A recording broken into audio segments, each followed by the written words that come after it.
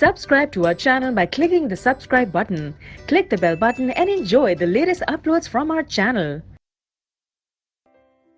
Question 8. What are the differences between aerobic and anaerobic respiration? Name some organisms that use the anaerobic mode of respiration. ठीक है, aerobic respiration और एनाएरोबिक respiration में differences बताने हैं. So aerobic respiration, anaerobic respiration.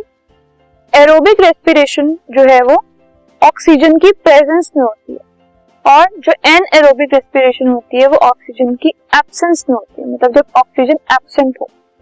जो aerobic respiration है, it involves the exchange of gases between the organism and outside environment. Aerobic में क्या होता है, ऑर्गेनिज्म और आउटसाइड एनवायरनमेंट के बीच में एक्सचेंज चलता है गैसेस का. लेकिन एनाएरोबिक में ऐसा कुछ एक्सचेंज नहीं होता.